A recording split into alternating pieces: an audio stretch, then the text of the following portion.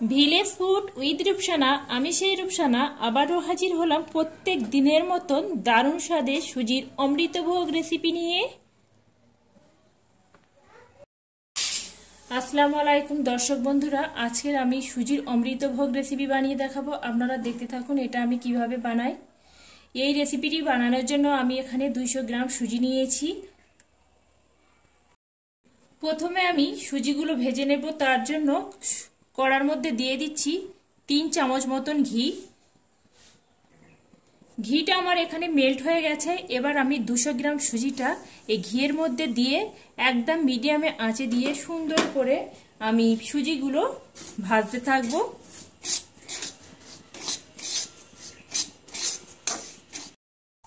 সুজিটা আমি এখানে মিডিয়াম আঁচে দিয়ে সুন্দর করে লাল লাল করে ভেজে নিয়েছি। এর থেকে বেশি সুজিটা আমি আর ভাজবো না।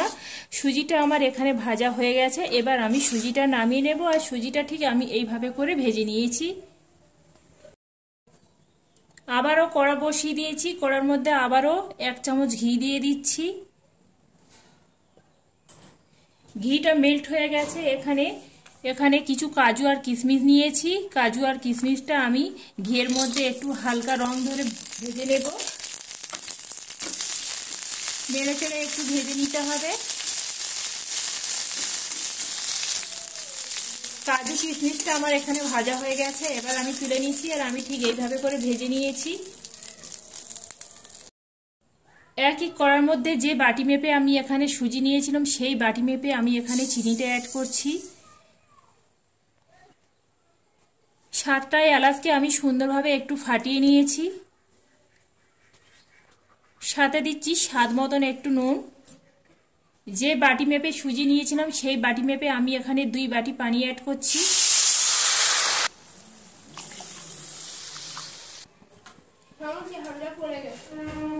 এবার আমি আঁচটা হাই হিট করে এলাচ আর চিনিকে সুন্দর করে আমি ফুটিয়ে নেব।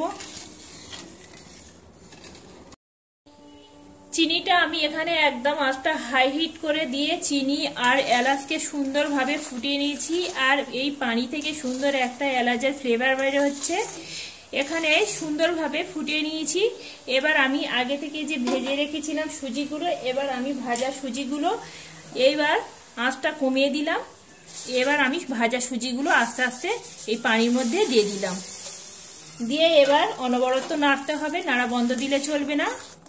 এইভাবে করে অনবরত নাড়তে হবে। দেখতে পাচ্ছেন দর্শক বন্ধুরা, নাড়তে নাড়তে কত সুন্দরভাবে আমার পানিটা আস্তে আস্তে শুকিয়ে যাচ্ছে। এইভাবে একদম নাড়তে হবে। এইভাবে নাড়তে নাড়তে দেখবেন এক সময় একদম শুকিয়ে যাবে আর সুজিগুলো একদম ঝরঝরে হয়ে যাবে। একদম বাড়িতে থাকা অল্প উপকরণ দিয়ে বানানো যায়। যখন খুশি এইভাবে মন ইচ্ছে করবে একদম এই সুজির হালুয়াটা একদম তৈরি করে নিতে পারবেন।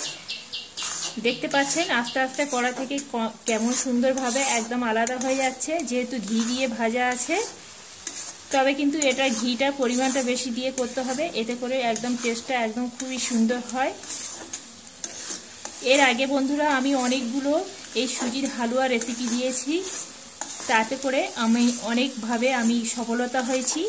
আর আপনাদের ভালোবাসায় অনেক অনেক কমেন্ট আপনারা করেছেন, আমার খুব ভালো লেগেছে।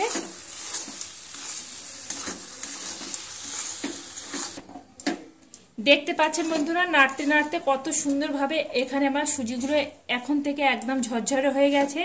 আর সুজি থেকে সুন্দর একটা সুঘ্রাণও বেরোচ্ছে। এবার আমি যে কাজটা করব, আগে থেকে যে সুজির জন্য আমি এখানে কাজু আর কিশমিশটা ভেজে রেডি করে রেখেছিলাম। এবার আমি কাজু আর কিশমিশটা এইভাবে দিয়ে দেব। দিয়ে আবার সুজির সঙ্গে এইভাবে হালকা হাতে এইভাবে নেড়ে চেড়ে নিচ্ছি। এইভাবে নাড়তে নাড়তে একদম সুজিটা সুন্দরভাবে ঝরঝরে হয়ে যাবে। আর আজকের আমি একদম বাটি মেপে নিয়েছি। আপনারা আমার মতন করে এইভাবে বাটি মেপে বা কাপ মেপে নেবেন।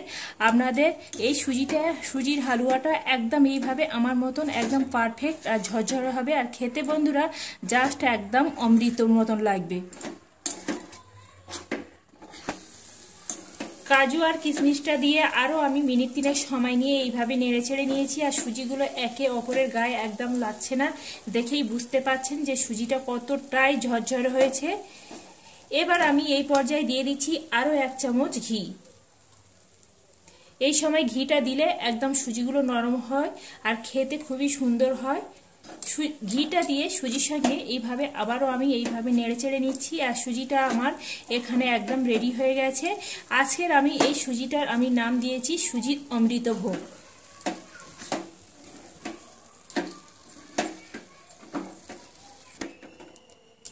দেখতে পাচ্ছেন বন্ধুরা, সুজিগুলো আমার একদম কড়া থেকে একদম আলাদা হয়ে গেছে আর সুজিগুলো কত সুন্দরভাবে ঝরঝরে হয়ে গেছে। তৈরি হয়ে গেল দারুণ স্বাদের সুজির অমৃতভোগ। এবার আমি একটা প্লেটের মধ্যে উঠিয়ে নিচ্ছি আর দেখাচ্ছি কতটাই ঝরঝরে হয়েছে আর কতটাই লোভনীয় দেখাচ্ছে। দেখেই বুঝতে পারছেন একে অপরের গায়ে একটাও সুজি লাগছে না। সুজিগুলো কত সুন্দর দানাদার হয়েছে দেখেই বুঝতে পারছেন। মাশাআল্লাহ, আমার মতন করে একবার হলেও এই রেসিপিটা একবার বানিয়ে দেখতে পারেন। খেতে এতটাই মজাদার হয়, আপনারা না তৈরি করে খেলে বুঝতে পারবে না যে এই স্বাদ কতটা। বন্ধুরা, আমার এই রেসিপিটি যদি ভালো লেগে থাকে বন্ধুরা, একটা লাইক কমেন্ট শেয়ার করতে ভুলবেন না। পাশে থাকা বেল আইকনটি প্রেস করবেন। আমি যখন কোনো এইভাবে নতুন নতুন সহজ সহজ রেসিপি দেবো সবার আগে নোটিফিকেশন আপনাদের কাছে পৌঁছে যাবে।